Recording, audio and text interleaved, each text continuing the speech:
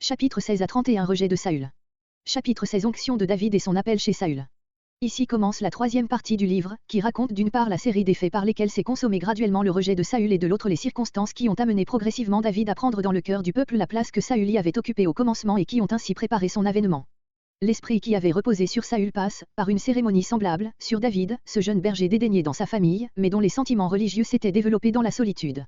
Son éducation pour sa royauté future se fait, d'un côté, par les exploits que Dieu lui donne l'occasion d'accomplir, de l'autre, par les persécutions que lui attire la jalousie de Saül. C'est ainsi que, par les admirables dispensations de la Providence, tandis que l'un descend graduellement du trône, l'autre en monte successivement les degrés. Ce double mouvement est le sujet de la dernière partie de notre livre. Verset 1. Verset 1 à 13 Onction de David. Rempli d'huile ta corne. Cet ordre doit montrer à Samuel qu'il n'est plus dans la volonté de Dieu en s'arrêtant à pleurer si longtemps sur Saül. Verset 2. Un sacrifice. La séparation de l'arche d'avec le tabernacle faisait qu'il n'y avait plus à cette époque de sanctuaire central. L'ordre de l'Éternel était pour Samuel au-dessus des lois rituelles. Verset 4. L'inquiétude qu'éprouvent les anciens provient sans doute de ce qu'ils craignent que quelque crime ait été commis, semblable au meurtre dont il est parlé Deutéronome 21.1, qui devait être expié par une immolation accomplie par le sacrificateur. Samuel, en vertu de son office de juge, au sens restreint, qu'il conserva jusqu'à sa mort, faisait sans doute de temps en temps des visites dans les villes d'Israël, pour y régler les affaires et spécialement pour réparer les fautes dont on avait négligé de purifier le pays. Verset 5. Sanctifiez-vous, Josué 3.5, note. Et il sanctifia Isaïe.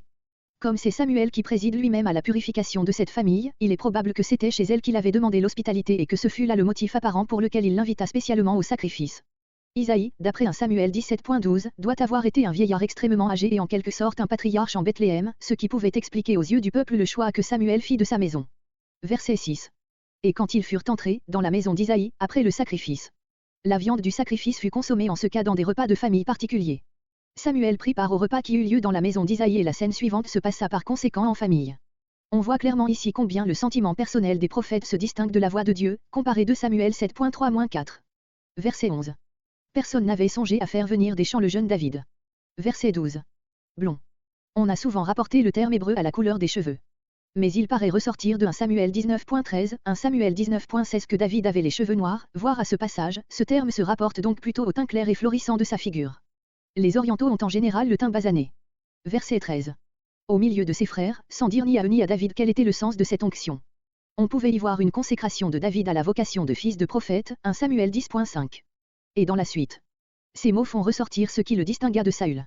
Verset 14. Verset 14 à 23 David appelé chez Saül. Un mauvais esprit. Il nous paraît que les mots désignent une maladie mentale sous forme de sombre mélancolie, résultant d'une force divine qui agissait sur la conscience de Saül. On a pensé aussi d'après l'histoire de Michée, un roi 22.19 et suivant, que ces termes désignent un esprit malin auquel Dieu permit de s'emparer de Saül. Verset 15. Verset entre 15 et 16. Reconnais qu'il y a autre chose ici qu'une maladie naturelle. Verset 16. Sont devant toi, prêts à tout faire pour ton service. On voit par 1 Samuel 10.10 que Saül était accessible à l'influence musicale. Cependant ses serviteurs ne comptent pas seulement sur la musique pour le soulager, mais aussi sur l'influence religieuse. Verset 18, l'Éternel est avec lui. Verset 18. Un guerrier, un homme capable de faire des actes de force, tels que ceux que David raconte à Saül, 1 Samuel 17.34.